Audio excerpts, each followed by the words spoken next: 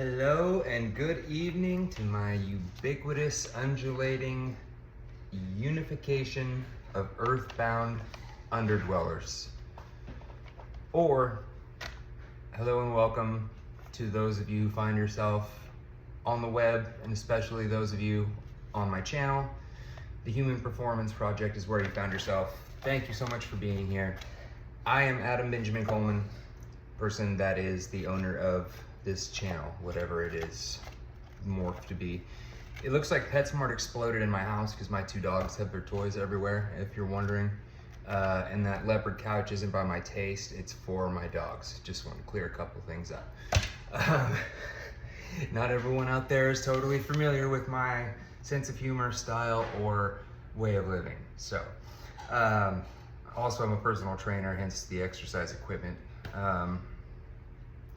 I don't need to explain myself, but I want you guys to know about me, and I guess that provides a semi-humorous way of me being partially vulnerable. So, or I'm just looking way too far into it. I don't know. But anyway, I hope you're having a good week so far. It's only Tuesday, give it time. Just kidding. Hopefully you figured out that you're in charge of the way your days go ultimately, not in charge of everything that happens in them, but you are in charge of the way that they end up and the way that you act through them. So, what the fuck does that mean, Adam? What are we even talking about? There's a lot of stuff that I wanted to talk about tonight, and I had made some notes, and I don't think I'm gonna use any of them. There's other things that I wanna talk about too. And I'm sure some people will identify with this, some people may not. Hopefully you can understand at least what the comparison or like general point is if I start speaking in riddles or synonyms and analogies and things of that nature. So anyway,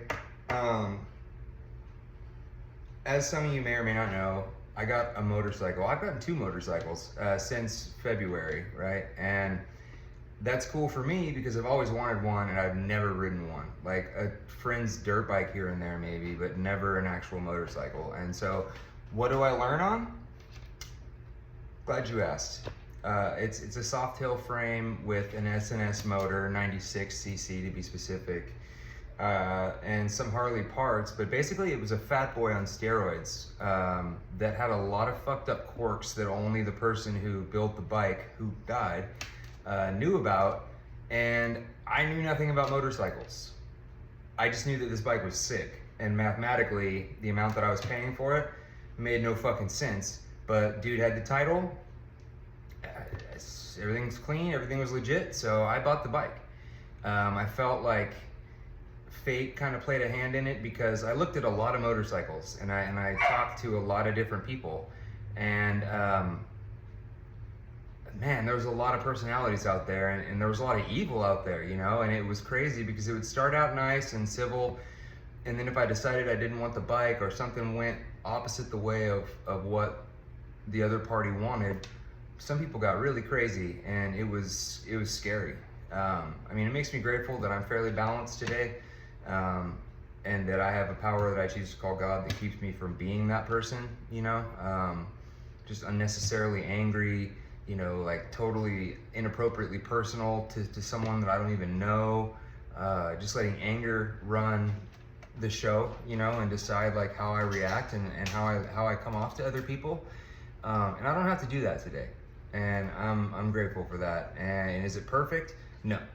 Is there a lot of times I wish I could still take something back? Yeah, more than I'd like to count. But the fact that I'm lucid enough to recognize it and continue to try to improve is really where I hang my hat today, because that's all I can ever count on. You know, the willingness to want to be better, as my dad used to say, by at least 1% in some way every day. You know, like it might not always be fireworks and huge grandiose events, but just make yourself better. You know, every little decision you make, and you can, because we all make millions of decisions that we don't really give any credence to on a daily basis, like eating, sleeping, hydrating, your reaction to certain stimuli in the world, where you put your energy, where you put your trust, where you put your faith. Do you even have any of those last three things? Are you giving back to your community? Are you trying to help someone besides yourself? What are you doing to give back to the river of life? Or are you just drinking a bunch of water and going home? If you are living a life and you cannot find contentment and you don't know what to do, from my personal experience, I lived that way for a long time. Do something outside of yourself. Ask if someone else needs help. Volunteer your time. Stop thinking about you and think about someone else without being asked to. You're not going to get any special ribbon or anything, but you're going to feel better. You honestly will. That is mine and very, different types of millions of other people's experience as well. So if you feel that way today, you don't ever have to feel that way again. I know that life is tough right now. I know that there's a lot of stuff going on in the world that none of it's good. There's never news about people hugging, or any kind of like resolution reached. It's always about war and hatred and prejudice and just negative fear, sickness, death. That's all that you fucking hear. That's all that we're told. That's all that's yelled at us every day. We don't even give ourselves, we don't do a good enough job setting boundaries where we stop that shit from coming in, because there's no, just because it's going on doesn't mean it has to be in our personal bubble. Okay? Like, yeah, there's a lot of war and there's things going on, but I don't want to hear that shit. It's not that I don't care what's going on. I can't do anything. So I'll continue to learn about the situation. Knowledge is always good, but do not ask me to like get charged for one side or the other when I can't even manage my life. I don't give a fuck about what's going on the other side of the globe for a different political reason than any of us understand or can do anything about. And I'm sorry for that. Like, I'm sorry that people are suffering. I'm sorry that that's happening. But if I'm shitty because of that, it's only giving it more power and adding to the problem. Okay? What I can do is be the best version of me so that shit doesn't happen where I live. So that people aren't so frustrated and just, grasping for straws and answers that a revolution breaks out. That's what I can do. I can be the change that I want to see in the world. That's it. So if I'm not being active enough for you, who gave you the goddamn keys to the city and said you need to decide what level of activity is appropriate for everyone else? Ask yourself that question, okay?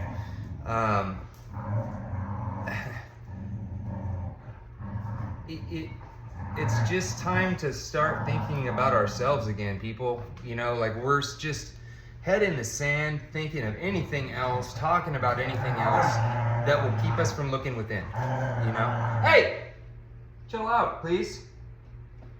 Sorry about that. We're just totally ostrich to what's going on around us more immediately. We want to focus on other countries and other nations and other religions and shit. What's happening in your home? Like, what's happening in your circle of friends? Is that going well? What's happening with you and your neighbor? When's the last time you talked to them and didn't try to avoid them and run out to the trash cans and then run back in and shit because you don't want to talk to anyone? Come on. Do you remember being excited about life? Maybe when you were a kid.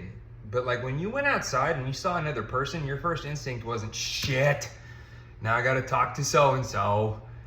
It was, oh shit, another person, I get to talk to somebody. At some point, I hope, it doesn't have to be that enthusiastic, but ignoring each other, not taking a vested interest in the people that we see and basically share a life with, because you live in the same construction of home 20 feet from the motherfucker. You don't care what's going on in his life at all. We're all humans. We struggle with the same thing. He's got a family. You've got a family. You're about the same age. Come on. Don't avoid people. Don't look at the differences. Look for the similarities. So what if he's a different race or practices a different religion? You're both the same age and you both have a family. When it boils down to it, the little labels and extracurricular distractions that we put so much validity into. Like we just, God damn it! Like if we don't do what the current trend is telling us to do, to what the trendsetter says is the level of aptitude, like we're just worthless. That is not an attitude that needs to be encouraged or rewarded or practiced or any of the above. And at this point, we're raising people that don't realize that's what they're doing. Okay, we're so emotionally fucked up that we are just out of touch with how we handle each other, with how we do and don't say things that should be said and done so that we can keep each other in line, for Christ's sake. These two dogs behind me are putting each other in check because there's a social hierarchy, and if one of them acts out of pocket, the other one will let them know real quick and then stop. It's not because they don't love each other. They want to teach each other how to act so that there's no further problem down the road. Constructive criticism and telling someone, hey man, I love you and I've noticed this going on, so will you please like maybe get some help, or if you don't think you need help, can we talk about that? Because from where I'm sitting, I'm worried. Not judging him and not saying shit for 6 months, and then when his life explodes, be like, oh, I fucking knew it. Like, who the fuck are you? You're rooting for people's misery because you're just like, whew, it wasn't me. Thank God, because deep down, I am scared and I'm angry and I can barely fucking make it through the day, but I don't want to say anything. Not being okay doesn't make you weak. Not being able to handle your shit mentally and express yourself makes you fucking weak, dude. Just get a grip. Like, we're all going the same goddamn direction. Anyway, what I was gonna talk about was motorcycles, and that's way happier, so let's do that now. Even with that though, it's very interesting how it will quickly make you aware of what someone's vibe is, what someone's energy is, what someone's like soul aura is, basically. And what I mean by that is, if you give people the choice in a market for a motorcycle, there's a lot of different types of motorcycles out there, like a lot of different types. Whether you're a sport bike person or like a heritage, like memorabilia, like classic look type of person, like the Royal Enfield look, like chrome, British, big fenders, like just nice, elegant. Whether you're an Italian just brute racer with beautiful lines like Ducatis, whether you like something in between, like the Spark Pelin from Husqvarna, which I personally love, even though it's a 401. They make a big one now, but I don't know that I'd get that just because the 401's so affordable. For what I'm going to use the bike for, it doesn't need a huge ass motor. And that's the other thing. Like I'd always wanted a motorcycle. I'd never owned a motorcycle, and I was almost 40, and I wasn't like itching like time was going away, but I just had an experience where I was like, you're getting a fucking motorcycle. Like that's just what's happening next. And I had something stolen from me, and the insurance check that I received was enough to buy me a motorcycle. So I looked at a lot of different bikes, and I ended up buying a custom built, you'd call it a Harley, but it was a soft tail frame with an S&S crate motor, an S&S short E carburetor, like beer can forks like a Fat Boy, kind of between a beach and a drag style handlebar, and Vance and Hines long shots on it, and this thing fucking ripped. Like I broke the back end loose, I got the front wheel off the ground, not meaning to do either one at all. Almost died multiple times. Seriously. No idea how to ride a bike. This was the first motorcycle I'd ever ridden. No one told me. I didn't ask for anyone's guidance. I didn't go to a safety course. Fuck that shit. It's for pussies. Jesus, man. So, I tried to minimize the casualties within, society, obviously, and waited till traffic was down and stayed close to home at first and started in parking lots and Luckily, I live fairly close to a high school, so that worked out. I figured it out real quick, and that was it. You know, like I loved that bike, and I loved the looks that I got on that bike, and the love that I got, and the reasons that I got it. It wasn't just because it was a, you know, a big, let's measure dicks, loud ass motorcycle. It was because it had soul to it. You know, I mean, it was classic. It was old looking. It wasn't the newest, coolest thing, but it had style, you know, and it had a lot of just character to it, really, you know. And I came upon this bike. I met this kid. I met him through Facebook. I say kid, it's because he's younger than me. He's a full-grown man. And his father was the owner of the bike, and his father had passed away, and that happened in like 2019. And Cameron just didn't want the bike anymore. He didn't want to deal with it, you know. And so I looked at all these other bikes, and between the energy of the buyer, or the seller rather, and the way that we seem to be able to communicate, and the opposite freak show that I saw in some of the other potential motorcycle owners that I met with, like, dude, there were some lunatics. I mean, they were depending so heavily on the money from that motorcycle. When I said I have other bikes that I'm still gonna look at, or I'm not ready to make a decision right now, the way that these people flipped was, it was fucking scary. You know, there was at least one that if we were in the same room, it probably would have been physical. Like, he was that upset, you know? And that gives you a little bit of information about him. Like, the amount of the extent of our conversation at this juncture is 5 minutes on the phone, maybe. And because he didn't have the pink slip, he still owed money on the bike, and he didn't have several answers to what I felt were pretty basic questions. He was upset with me when I said, well, you know, I have some other options that I'm gonna look at, but I can't tell you that. I'll let you know by the end of the day. And I fully intended on telling him no, either way. But he didn't let it get that far to go that way. I mean, he was just, he was furious. Told me all kinds of stuff he felt I needed to know about me, which I'd already heard before, so it really didn't matter too much. And none of it's true anyways, man. Like, I learned something very important, and that is, you can't be right and popular in life, unfortunately. So be wise in figuring out which one you really want to put your energy into. Because I can tell you right now, if you try to make everyone happy and be popular, you end up being less popular. If you take care of yourself and stand for something, for some reason you end up having just as many or more good people in your life, and good people in your life. So yeah,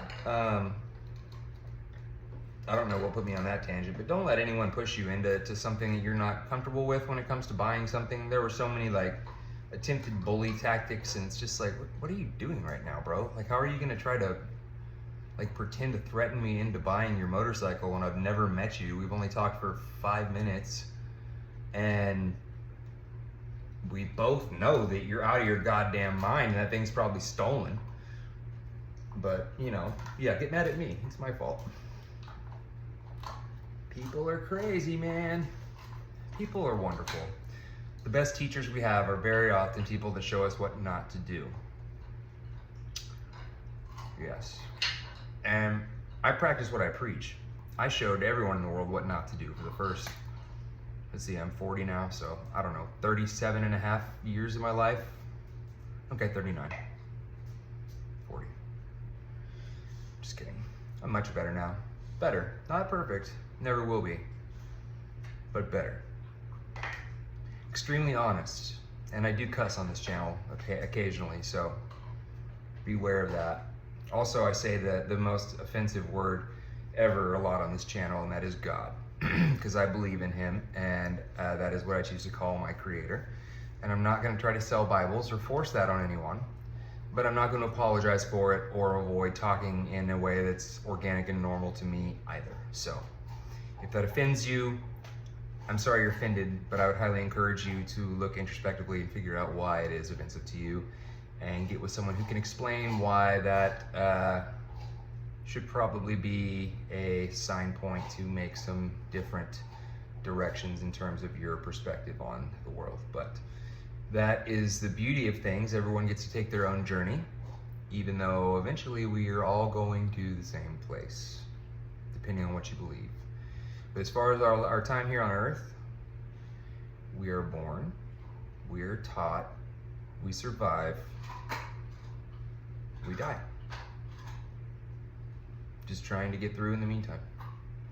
So, I don't mean that to be dark. I mean that to motivate us to, stick out a hand or smile or, don't run somebody over in the crosswalk or on a bicycle. That would be cool. Yeah, that's a small tangent I'm gonna have to go on. Those of you who are cagers, automobile drivers, you're not special, okay? Bikers, bicyclists, and motorcycles, and pedestrians, when present on the road, have the same rights to said road that you do. And you may not like that, but that doesn't matter. That's not gonna change the law. The law is that if you hit them, you're wrong and you're fucked.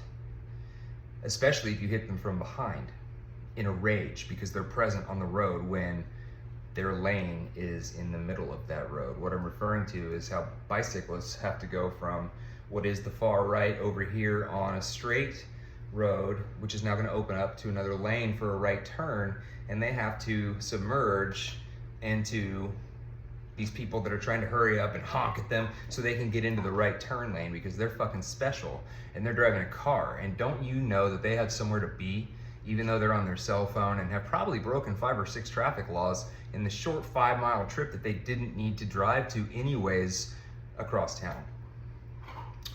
And then they'll return home to their 3-person household with 3 cars parked out front. But you recycle, so it's okay. Don't ever point at a splinter in someone else's eyeball when you have a motherfucking oak tree in your own. That is a paraphrase, but pretty close, of a Bible verse, which means unless you are perfect, do not point out the shortcomings of other people and try to belittle them for those. Because it's, turn the finger around. Anyway, back to the cagers that like to honk at cyclists and pedestrians and flip them off and basically make all these obscene hand gestures when the person did nothing but follow the middle of the 8-foot provision that they're legally given via paint that designates said area down the middle of the fucking road. But this person behind you had to let off the accelerator a little bit instead of just speed up and get in front of you when not even really sure what he was trying to do. There was ample room for him, but he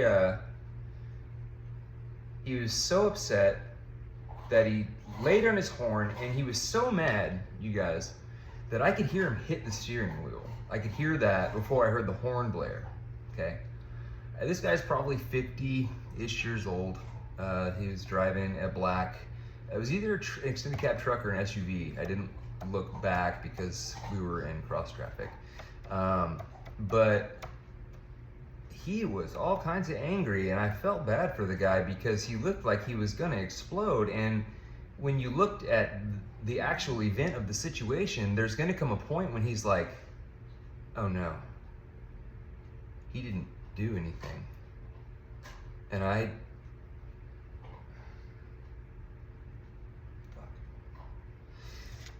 and he'll feel like an asshole.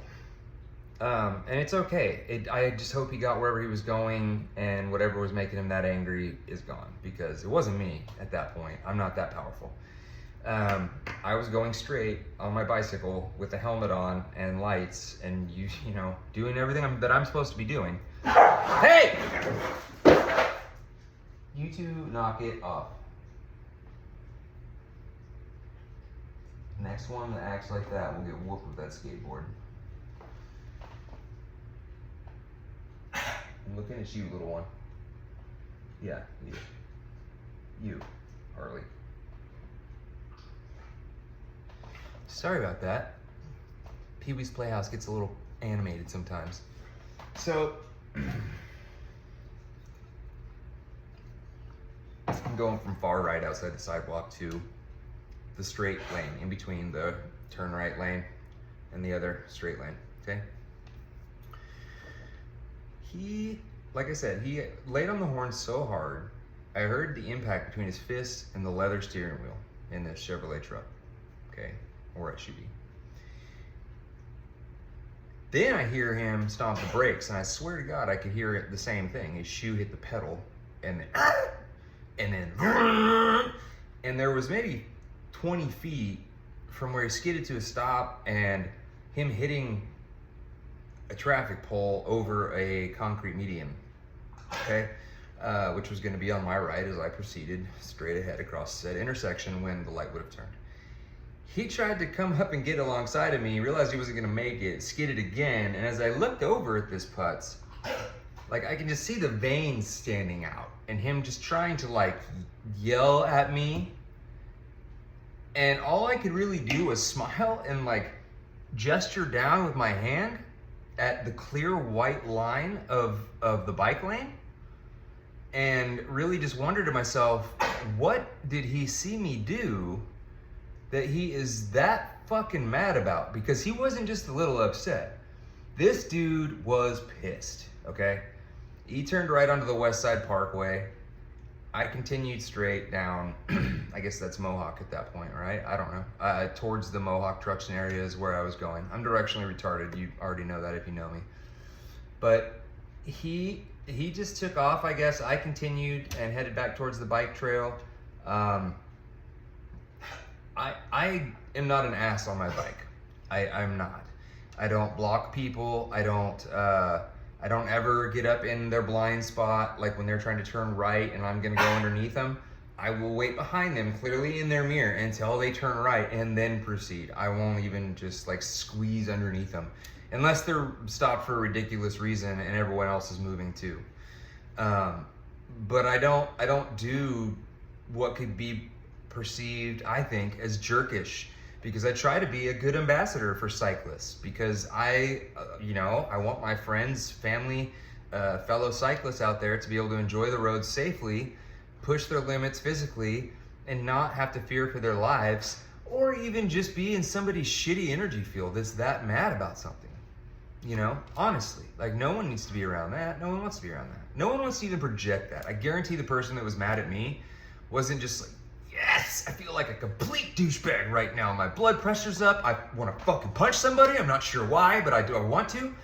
And I love it. I'm so happy that I'm like this. I hope it's like this when I go home to meet the wife and the baby.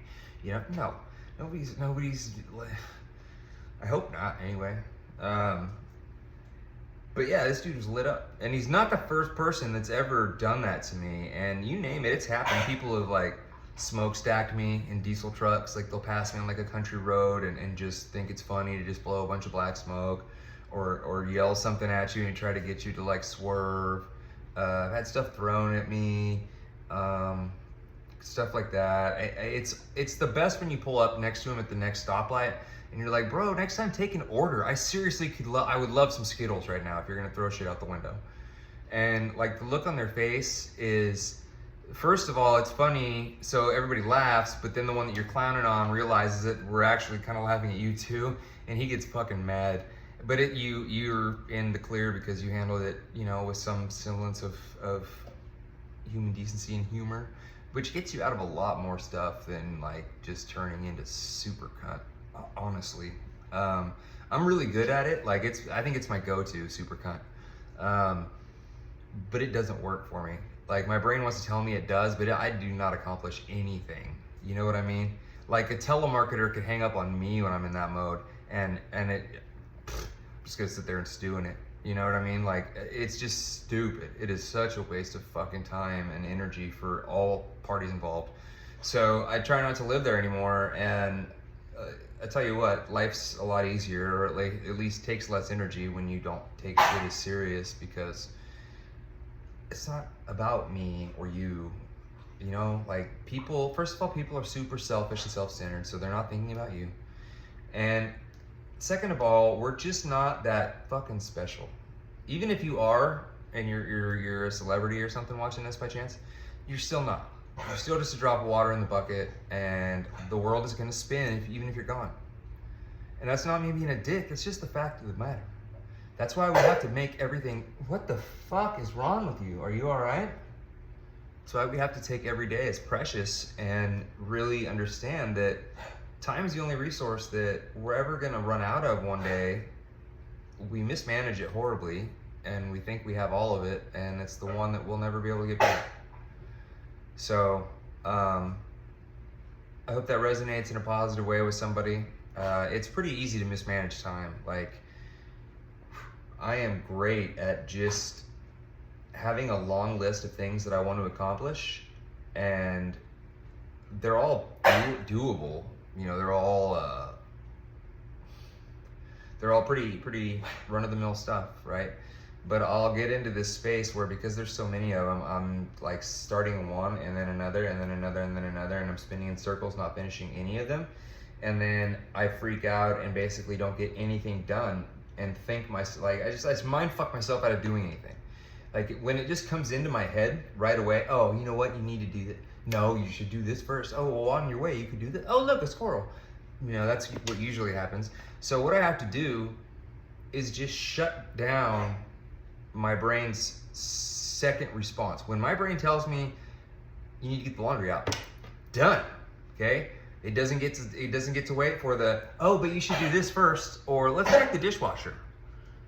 No, fuck the dishwasher. You don't have anything else to do right now. We're getting the laundry. That's it. That's all you're doing. Doesn't matter if the house is on fire. This is what we're doing right now. That's it. Be present in that. Be where your feet are. Hold your core in. Pick up the laundry. Feel a little warm cloth in your hands coming out of the dryer. Put it in the basket. Use good posture. Turn and walk up the fucking stairs, in my case, whatever your deal is, and put it away. Then deal with the next thing. Doesn't matter if you have 30 things to do. You're still gonna have 30 things to do. Might as well make it 29 and then move on to 29 for 28, and so on and so forth. See what I mean? Instead of being at 30 but having like 30% of the first 5 done, but now that doesn't matter anymore because you gotta do it all over because you didn't finish it, and you feel like shit because you didn't finish it, and you feel like, you know, you're letting everyone down, and you should be able to do this. It's simple. What the hell is wrong with you? But you didn't finish it. It's because you listened to yourself and you mind fucked yourself out of just doing it. Just do it. Just do it. Don't let your brain tell you you can't. Don't let anyone else tell you you can't. If you think you need to do it, nothing else matters. It's already done and decided. You need to do it. And now is good. Sooner the better. Doesn't matter what it is. Play with your kid, walk your dog, clean behind the refrigerator. It doesn't matter. Just do it. It's on your mind. Just do it.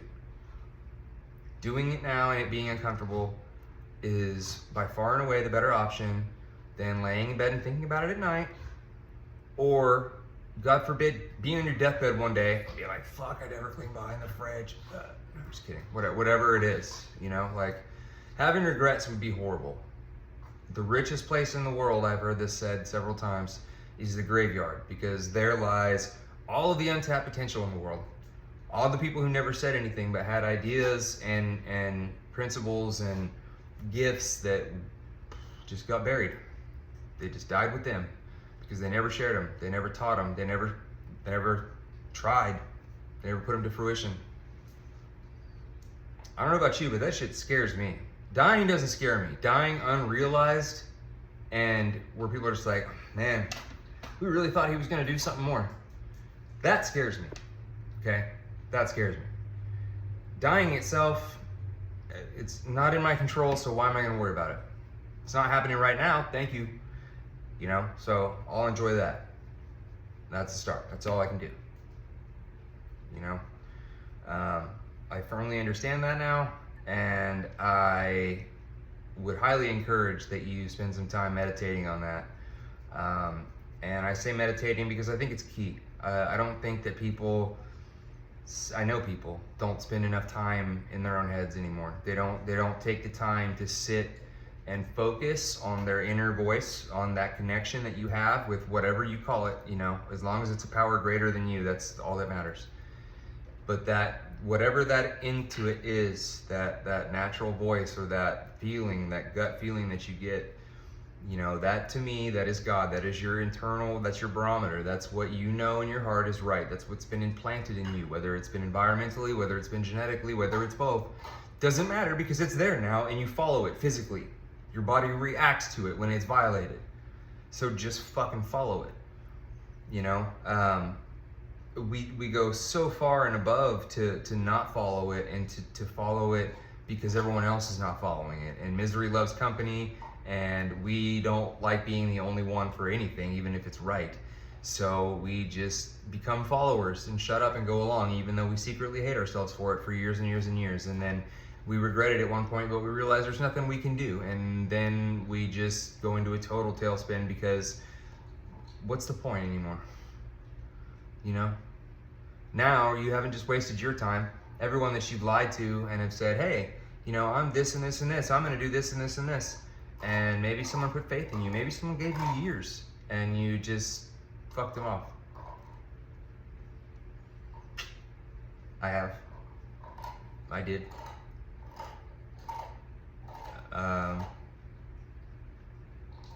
If it was a thing, there's definitely time I wish I could get back. I'll tell you that much, but I can't.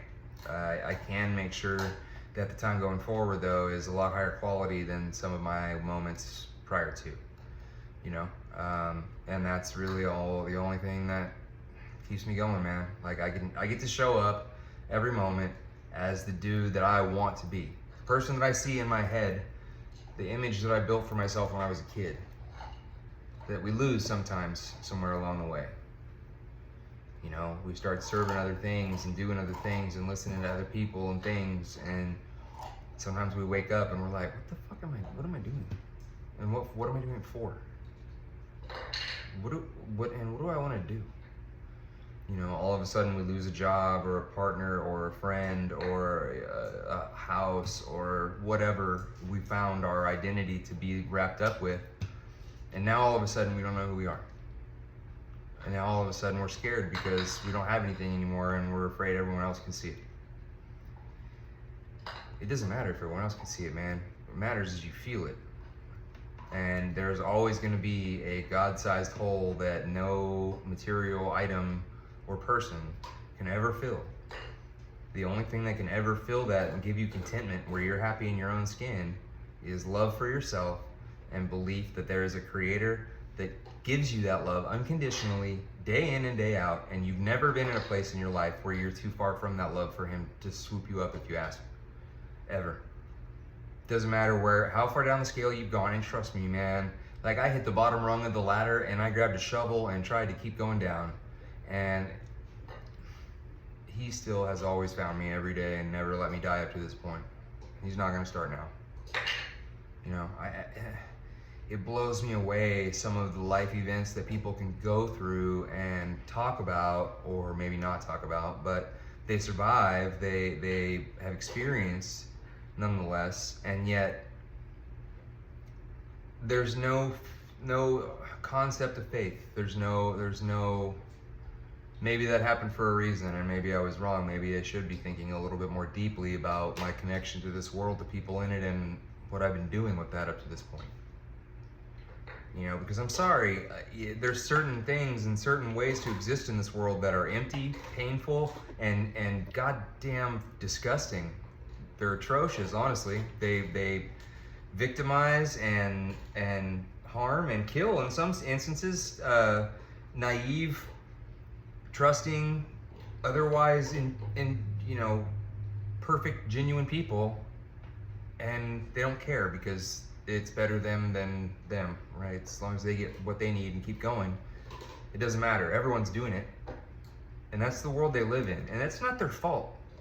Like that's the way that they've been raised. That's the example they've been given. That's the experience that they've had. And so just because someone's a dick doesn't mean that they're choosing to be that way. You know, like that's a defense mechanism. And anger and you know, different types of aggression, socially and personally, like that all comes from that's a secondary emotion. It's because they're afraid of something. Okay, there's a lack of control or a lack of sureness in some area between you two or him and the social network you're in, and until that can be realized and controlled by that person, they're gonna need to put someone else down, you know, and have yes men and flying monkeys and people that don't really question their motives as much as they just agree with their every statement and idea. And those people are in great abundance these days. Great abundance. There's so many people that stand for nothing, so they fall for anything. And I don't say that to be judgmental. I say that as a cry to help and for people to stand up and take those people in, man. You know, if you see someone at your school, at your work, at just anywhere in life that just is lost, and you can feel that they're looking for something, and if they don't find it, something bad's gonna find them, because apathy is the hand into which the devil, or the glove into which the devil slips his hand. And that is a true but trite saying, you know. In other words, if you are not firmly rooted and you're just kind of drifting, you're on the edge of the pack, a lion's gonna pick you off first because you're easy. You're an easy kill.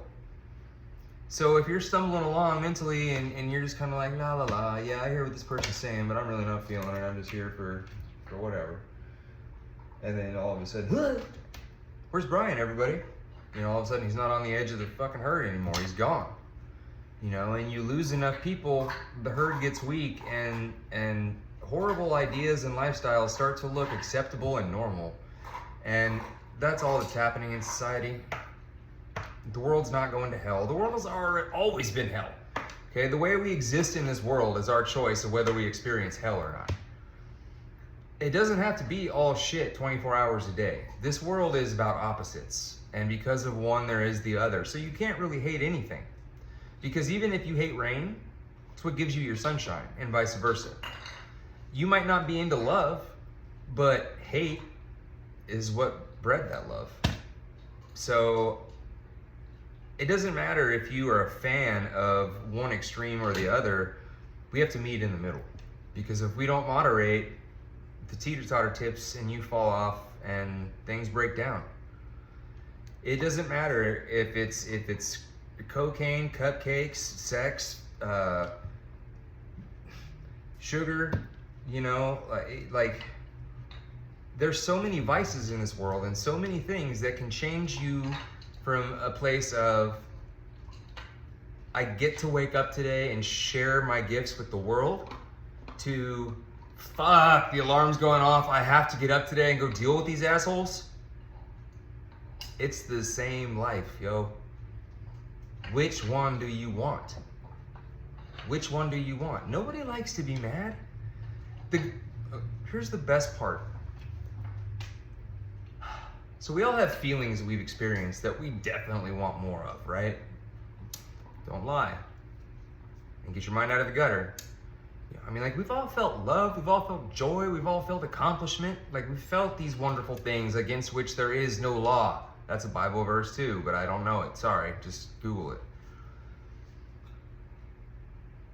My point is, those good feelings, the things that we want and often look for externally in drugs and sex and gambling and food and cars and whatever, beating the shit out of midgets on Thursdays, I don't fucking know.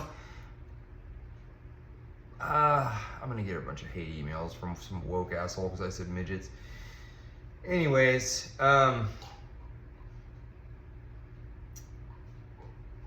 yeah, you can go to a place of excess and selfishness and self-centeredness and start looking at the differences and not the similarities, and it just, there's a cascade of negative crap that starts happening when you slip into that perspective, and that's all it really is. There was a great book that was written for the AA community by a guy named Chuck C. That's called A New Pair of Glasses. And it's incredibly simple in terms of the ideas, but it's incredibly profound because of the ideas. you know, and it's basically kind of what I was alluding to. Like it's you get to decide whether it's an opportunity or an obligation. The event is just an event. The thing that you're screaming at is just an inanimate object. This person is just another human being that you have no control over. So why are you letting it bother you? You get it? You know, like there's a little personal hula hoop that you can control, and outside of that, you can't do shit. So you can kick, scream, be mad about it, but it ain't gonna fucking matter. You're just gonna waste energy. We make life so much harder than it needs to be because we can't do dick, and we like to think we can do so much. But if you've ever been terminally ill or had a loved one that was terminally ill or in an accident, some freak accident or an overdose, God forbid, you know you can't do shit. Life is gone like that. So be grateful and think about that. These people you put down, what I finally had to do, because I was in that horrible mindset for, I mean, I've been in it more in my life than I've been in the good mindset. If I'm honest about it, it's a daily struggle to stay on the positive side of the fence. Not a struggle, it's a daily task. It's a daily choice that I make. Am I gonna be the asshole, or am I gonna be the nice, loving, well-rounded guy that I wanna see when I look at myself? The person that I believe that I was created to be. Because I was not the angry, selfish, just curmudgeon of a motherfucker that's gonna die alone, you know, in some little hovel with long ass fingernails and a beard and everything except the magical powers. Like, yeah, dude, that's not my plight. So, well, his will is my plight, but from what I've been showed and told, that's not my plight. We'll put it that way. Shown and told. That, I don't know why that was a tongue twister. Anyway, I've rambled enough, but the motorcycle thing, you can see where people stand on their views about certain things. Their attitude that comes out in response to motorcycles is very interesting. You know, like whether a person chooses a sport bike or a super sport bike instead of a Harley, whether they choose a Triumph or you know, some kind of a European bike, whether they choose a chopper or a bobber or, you know, a Pan America adventure bike, whether they spend the money on a BMW or they go for a Kawasaki, whether, you know, there's so many different angles, variables, and purposes for all the different motorcycles, and so many different ways that you can budget and apply your resources in terms of money when it comes to those motorcycles. Like, for example, if you have only about $10,000 to spend, you're not gonna get a Harley Davidson, okay? You're just not. Hey, stop. Unless it's used and you're getting it at a good price, it's likely well used, you know, and I would, if that is you, take it to a mechanic. Make sure that it's okay before you spend money. Sometimes people lie. They don't mean to, some of them do, but, you know, just CYA, cover your ass. Anyway, if you're trying to get a Harley or an Indian or some of these more expensive bikes, it's not gonna happen unless you get something really well used. It's not gonna be yours, it's not gonna be brand new, we'll put it that way. If you only had $10,000, you could get a brand new, you know, Kawasaki, Yamaha, or Honda motorcycle, and you would have several options in doing that. You know, with getting a brand new bike, you get the warranty, you get a place to go back for help if something happens that you don't understand or want to know more about. You have a place to get the future gear that you're gonna need, because I'll tell you something, it's not the motorcycle that you end up spending all the money on, it's the aftermarket accessories. If you like customizing, which that's like 90% of the reason you get a motorcycle. You can customize it down to the nuts and bolts. I mean, it is crazy how much, what you can do to these things. They're freaking great. They're great. They're great, great, great. And that Harley that I had isn't the bike I have now. And I love them both equally, but if I wouldn't have had the second one that I have, I would never appreciate all the different genres. I traded that sweet ass, fat boy looking panty dropper of American Muscle that I had because it needed some mechanical work. It had some pretty massive back DMV fees, and I didn't have a license, and so I didn't feel comfortable riding it, and I didn't have the money and time to fix it and give it the attention it needed. I was sad about that, but that's just the way it was. So I tested the waters with the sale thing, and there was a person who was wanting a trade. And the trade, even though this motorcycle was very different, and I'll explain that in a moment, it had all the necessary things to be legal. It was tagged until the end of the year. It did not have any back fees of any kind. It ran right then, and the person was ready and motivated. Okay. It was a 1995 Suzuki Savage that's been completely remade into a bobber. And when you see it, I hope you like it, because I just got done redoing more of it, and it's fucking fun, man. It is really cool. I've learned a lot about motorcycles, even though this has been an incredibly frustrating experience. Incredibly frustrating. What happened? I broke a throttle cable. Well, actually, first it stopped starting with the electric start, so I was bump starting my motorcycle for like 2 weeks. I got a new solenoid, but then the throttle cable broke, which isn't a huge deal, except I started to think about other things that shouldn't be a big deal either, that I could replace at the same time, like the grips or the levers or the foot pegs or parts for the seat, because it's a Springer hardtail, mind you. As I said, it's been totally rebuilt. It's a rigid frame bobber, badass. And all these things that I just mentioned, even though they may be labeled as universal, they are not. They're not even close to universal. Unfortunately, the Suzuki Savage is a wonderful bike, and a lot of people do what I'm doing with it and convert it to a customized brat bike, tracker, bobber, something.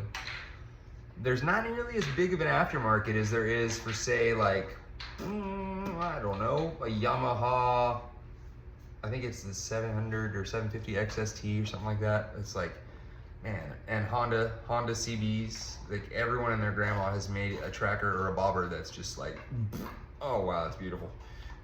It's a great looking bike, but it's pretty common. And I guess what I found out is I want something that's not very common. I want something that makes me have that reaction when I see it, but I want something that makes me do that, but I didn't expect that to come from, if that makes any sense. You know what I mean? Like, it's obvious that Dodge Chargers with a Hellcat package on them are fucking sick cars, right? But there's a million of them now, okay? Now, who knew that if you took like a Toyota Camry with a sport package and invested a little bit of money in a body kit, that it looked sexy? Well, my neighbor does, but you get the point, Like, there's a lot of different personal twists that you can put on your automobile, because I think your mode of transportation is a very big representation of who you are. And I have decided that I am a full-time motorcycle person. I will no longer be a cager. I will no longer drive a car for my primary transportation. And that's not because I think I'm better. It's because cars make me irritable, and I don't like traffic, and I don't like the way people drive in cars, and I don't like the attitude that people have about cars, or the way that they have attitude because of their cars, and therefore towards other people. I don't like how selfish and flippant people are in their automobiles. I don't like how expensive they are, especially in California. And I don't like how often they get vandalized, and how expensive parking is, and gas, and basically everything. Like, they're beautiful machines, but every other part of them sucks ass. They cost you money and you have to worry about them. That's not how I want the important items that I spend my money on in my life to be. The motorcycle, on the other hand, I can split traffic. I can park on the sidewalk if I want, or keep my bike inside. I'll always get there faster than a car. It looks badass. It sounds badass. It is badass. They're a part of American history. There's something for everyone in terms of size and type. They are much less of a pollutant. They are much less of a footprint left behind by the people that own them and commute with them than our cars. They're superior in every way, except you are forced to have to feel some of the natural elements with which you're blessed. and your hair might get frizzy because you have to wear a helmet, so God forbid. Basically, you don't like them because all of the worldly, stupid-ass excuse reasons that other people give you to give for yourself are what are going to keep you from having fun and doing what might make you happy. I would highly recommend that you don't do that in any area of life. It's too short. Do what makes you happy, not what other people think makes them happy.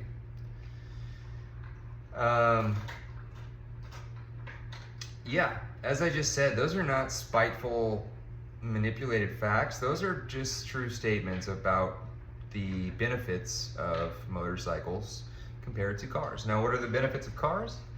Well, you're blocked from the elements. You're safer when you hit shit, which shouldn't happen if you pay attention and treat automobiles like the loaded missiles that they are. They're full of fuel. They're a ton or more. And there's lots of them on the road. Get off your fucking phone. Stop playing with your poodle. Look where you're going. Look both ways. And remember, you're not the only person out there. There's so many people that own multiple cars and like 2 cars in a 3-person household, and one of them's a child that lives there. 3 cars in a 3-person household, and 2 of them go to the same place every day for most things. 90% of your trips are less than 10 and definitely less than 5 miles. And more than 2/3 of our country is obese. And if you don't see a correlation in those things, you're a fucking idiot. Get off your ass. Move around a little bit more. You're gonna die if you don't.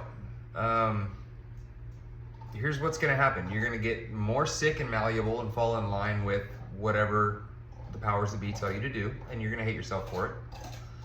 Or you're gonna get some horrible health things and have to depend on pharmaceutical greed until you die short of where you should have. Or you'll be tortured by actually living a long life, but you'll be unhappy, unhealthy, and basically want to kill yourself but not have the balls every day. Or you just get proactive and stop just listening to what everyone tells you and what everyone else is doing, and start figuring out what works for you and be proactive and positive and just move towards the change you want to be. Just start working towards it, even if it's little tiny pieces at a time. Doesn't matter what your goal is. Doesn't matter what your end goal is at all. You know, no goal is too small. When you fully believe it, it is no longer just an option or a thought, it's the way. Your brain believes it, it's locked in there, and you'll find a fucking way to get it done. And that's true of however far you want to push it. You look what human beings accomplish in this world. They're no different than you. We get so caught up in this world where we just put people on a pedestal and idealize performers. We idealize celebrities of different types. And while it's good to recognize people's talent, right? Like, a virtue is only a virtue until it recognizes itself as such. And then it's a vice. So again, what that means in a simpler speak, if you're good at something, that's really only cool until you start to say, yeah, it's because I'm so fucking good at this, that it's a gift or a good thing. Once you get to that, oh yeah, point where you're too cool, now it's a vice, now it's a problem. Now you are a douchebag. And you're probably gonna get worse at whatever that skill used to be, and someone's gonna end up beating you, and you're gonna be all mad about it, and because you hold on so hard and refuse to let it go, it's gonna be a tragic loss, and you're gonna drink yourself into a bottle or try to slit your wrists or just lose all your friends and give up on life until you have an awakening and realize that that's not you, that's just something that you did, and your identity is a child of God, and you get to remake yourself and find out who you truly are. But that's your choice. You do it the easy way or the hard way. But that is not a if scenario. That's a yet. That's a win. And that, again, win what? What's gonna make me do that, Adam? Not having a concept of anything that's greater than you is what's gonna make you do that. If you think that you are running the show and that you are gonna control and design everything that happens to you in your life, I'll save you the surprise, you're wrong. In fact, it will probably go worse than you could have imagined if that is your strategy. And again, I tell you that not from presumption or me just thinking that it's a stupid idea, so I'm going to talk shit about it, which is what a lot of people do nowadays. But I can only speak from my personal experience. And when I was in that mind frame, my life was horrible. And it got worse every day that I woke up and chose that as my experience to have. And that kept happening until I woke up and realized that until I decide to have another experience, even if there's some discomfort that comes with that decision, I will continue to have this experience and be unfulfilled. So destroy what destroys you. Fight back against the resistance. Stand up to the best person you can be, the most patient person you can be, and realize that it's not an obligation, it's an opportunity. And thanks, girls, that's a pizza delivery person. Yeah, love yourself. Love yourself. Love your life. Get excited about something. What gets you up in the morning? And don't say having to pee. What do you look forward to in the world? I'm in the process of finding that more consistently again. The motorcycle's been a big part of that too. A lot has changed because of getting that motorcycle, and I ended up trading the Harley for this Suzuki Savage that is currently not operating, but that's only because I need to get my ass into the garage and solder some wires and finish off what I did. So as I told you, it was all these things that I thought were gonna be so simple. What ensued was a huge just cluster, you know what, from myself and Amazon. And the grips got replaced, long story short. The bars I thought about replacing, but the little mini apes that I got looked like shit. The levers were not compatible, so I couldn't replace the levers. I did replace the foot pegs, but I had to kind of jimmy rig those so that they're secure, because the amount out there that's specific to a Suzuki Savage of that generation are pretty non-existent and are not the most stylish ones on the market, we shall say.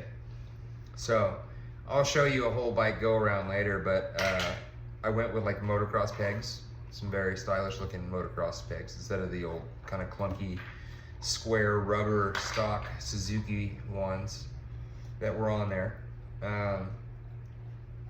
It's now chain drive instead of belt drive, and it's been converted into a bobber. And I, again, went from just the whole throttle cable and solenoid replacement to those two things, cleaning and rejetting the carburetor, replacing the grips, replacing the mirrors several times, and having to solder and again kind of jimmy rig to make those work.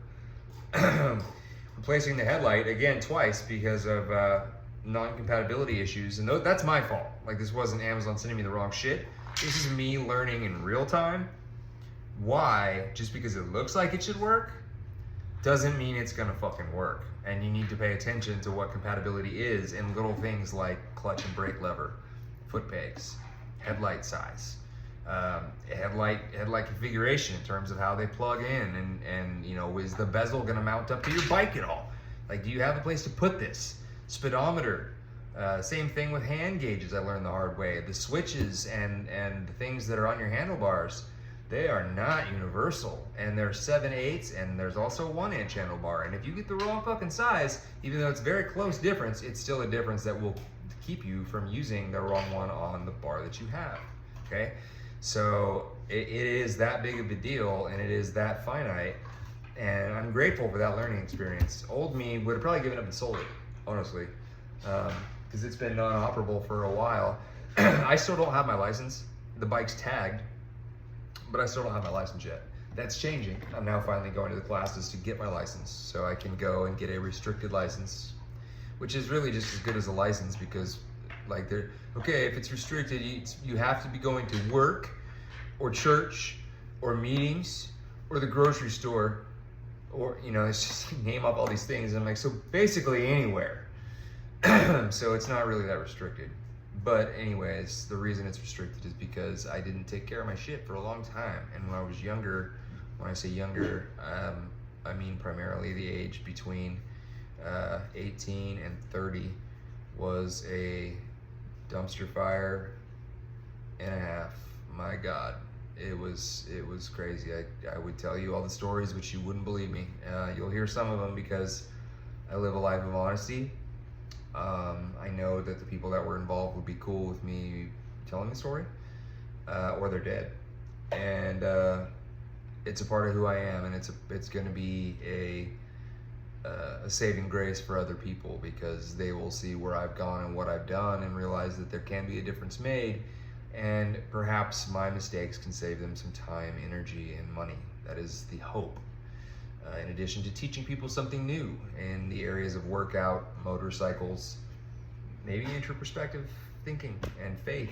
Had quite an experience in that too. I'm only 40 years old as of this last May 8th, but I think realistically, as far as like my soul and my knowledge base, I'm going on about 200, 175, somewhere in there. There's just a lot of stuff up there that I'm not really sure where it came from. Especially now that I quit drinking and doing so many self-destructive behaviors. Like it's freaky sometimes, like the capability that you can actually have if you focus yourself towards it. I do not have a lot, obviously. Like I said, I was a dumpster fire for the first good portion of my life, and it's a miracle that I'm even sitting here before you today. It is a blessing above blessings. I have died twice at least. Once at 2 and once at, I don't even remember when the second time was. That's sad. It was somewhere between 35 and 40. I think it was 38. 37.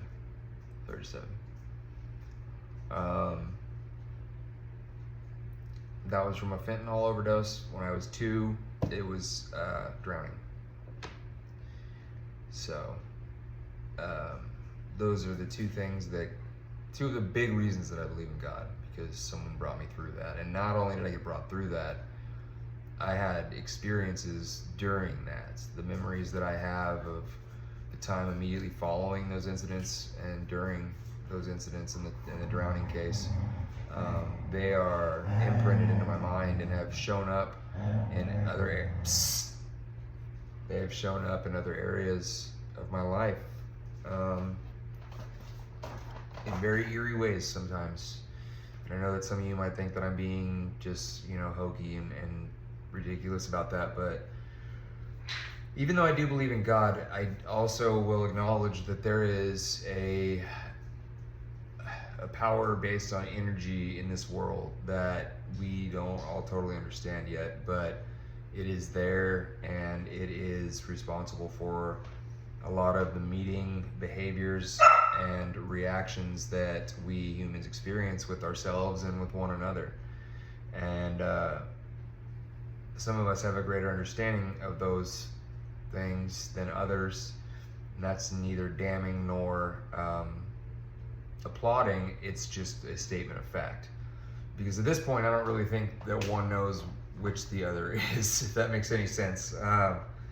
I'd like to think that I'm enlightened. I might be the idiot. I don't know. I think the secret is we are probably both. It just depends on what time and what area of life we're talking about. But I have learned that do not hold contempt or assumption about anything before you know. So don't think you know about something before you know about something, because you'll oftentimes be wrong. And forgive people and things, because the only person that ends up getting hurt because of not forgiving someone is you, oddly enough. Like you holding hatred towards someone is like pissing your own pants and expecting them to get wet because of it. It's not going to happen, and you're going to be irritated and have wet britches. The past is the past, and all we can do is control now and do the best we can now. Make the decision we want to stand by now. Be the person that we think we are, that we think we want to be now. And then every minute following that. It's just that simple. It's not easy, but it's simple. I want to thank you all for listening to me ramble tonight. Please hit like and subscribe. Give me some comments, some suggestions as far as future video topics. Input always welcomed. You can reach me through here. You can reach me on Instagram at refused mediocrity. Refused mediocrity. And then I almost said YouTube. Sorry, I'm tired. The Book of Facebook is just my name, Adam Benjamin Coleman. And it'll probably be pictures of myself and my dogs, or myself and my dogs and bicycles and motorcycles. Might be me killing one of these dogs. But anyways, I will I'll look forward to hearing from you soon. And again, thank you for your time. And I hope that this helped you think about how you manage yours. And I hope that that improves or continues to stay positive if that's where you've been in the immediate and long-term future. I love you all. Be good humans. Until next time, deuces.